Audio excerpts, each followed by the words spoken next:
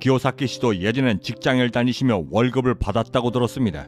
그런데 그때 꽤나 연봉이 높았다고 들었는데 어떻게 그런 안정된 직장을 과감히 관두시고 미래가 불투명했던 사업가의 길로 접어드실 수 있으셨나요? 어떻게 어떤 마음 때문에 기요사키 씨가 지금의 성공을 거두실 수 있으셨나요? 돈을 떠나야 돈을 벌 수 있다. 제가 갖고 있는 인생의 모든 순간들 중에서 가장 생생하게 제 머리에 박혀 절대 잊을 수 없는 단 한순간이 있습니다. 제가 직장인으로서 받게 된 마지막 월급을 받던 날입니다.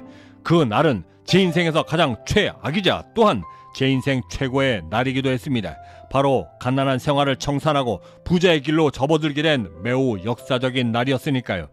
제록스 최고의 세일즈맨으로 명성을 달리고 있을 때 저는 그 화려했던 가난한 직장 생활을 청산하기로 마음먹었습니다.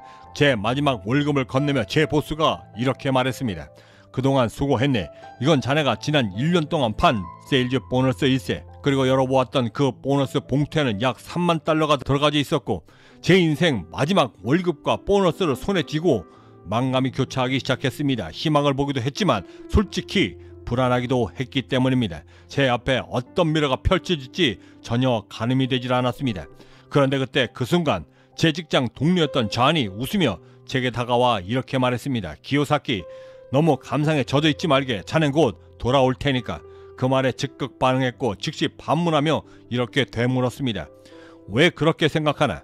그랬더니 그는 매우 당연하다는 듯이 이렇게 말했습니다. 왜냐하면 너는 결국 실패할 테니까. 저는 그때 그 친구를 향해 육두 문자를 날리며 노려보았습니다. 그런데 사실 그는 당시에 제 그 전철을 이미 밟고 저처럼 성공하겠다 말하며 제록스를 한번 떠났던 적이 있었습니다. 그리고는 빚쟁이가 되어 다시 돌아왔죠. 그리고는 제 옆에서 죽도록 똑같은 팩스를 팔고 돌아다녔습니다. 저는 그때 그를 똑바로 쳐다보며 자신감 있게 이렇게 말했습니다. 어이 잔, 너는 패배해서 돌아왔지만 나는 절대 이곳으로 다시 되돌아오지 않아. 알겠어?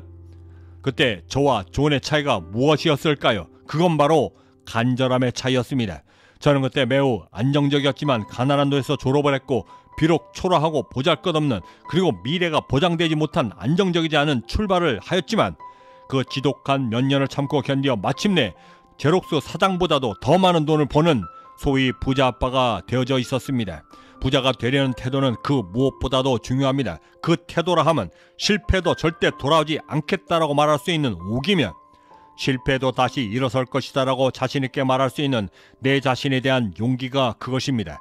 만약 당신이 조금의 마음의 여지를 만들어 그땐 다시 되돌아오면 된다 라고 단 한순간이라도 마음을 먹게 되면 당신의 결과는 놀랍도록 그렇게 되는 것이고 여전히 가난한 삶 속에서 쳇바퀴를 돌며 그렇게 또다시 살게 되는 것입니다. 하지만 그 어떤 순간이라 할지라도 내 꿈이 이루어질 때까지 절대 되돌아오지 않겠다라고 결심을 결행하게 되면 당신의 삶은 역시 그대로 만들어지게 되는 것입니다. 이게 바로 제가 말씀드리는 부자의 태도인 것입니다.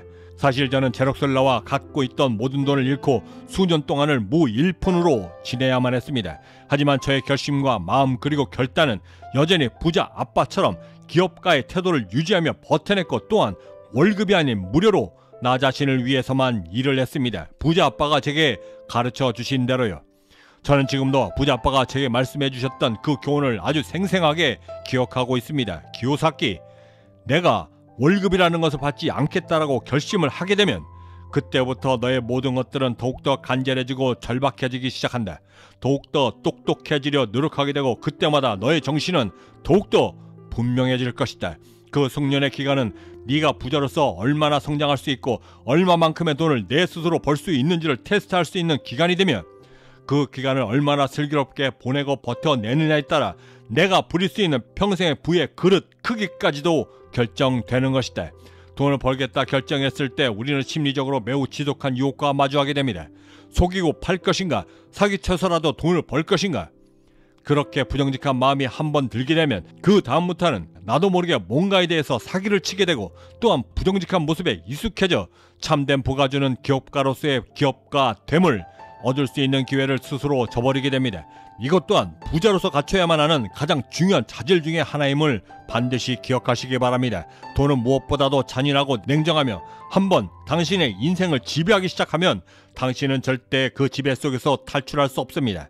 아무것도 가진 것이 없을 때 사람들 모두는 자신에 대해 깊이 성찰하게 됩니다. 진정 내가 누구이고 누가 되고 싶어 하는지 그 생각을 세상은 리더십이라 부릅니다. 만약 당신이 거대한 기업을 이끌고 경제적으로 자유로워지고 싶다라고 한다면 특히나 명문대 경영학부에서 공부하는 대신 리더십을 어떻게 해서 성장시켜 나아갈 것인가에 대해 공부하시기에 매진하시기 바랍니다. 그리고 그 모든 리더십 관련 기술들, 이를 위한 의사소통 기법들을 능통해질 수 있도록 더욱더 노력을 기울이시기 바랍니다. 이렇게 당신이 더욱더 튼튼해지고 단단해지면 단단해질수록 당신의 그 그늘 밑으로 돈들이 모이며 스스로 돈을 벌기 시작하는 것입니다. 군사학교에 들어가면 가장 먼저 총 쏘는 법부터 가르치지 않습니다.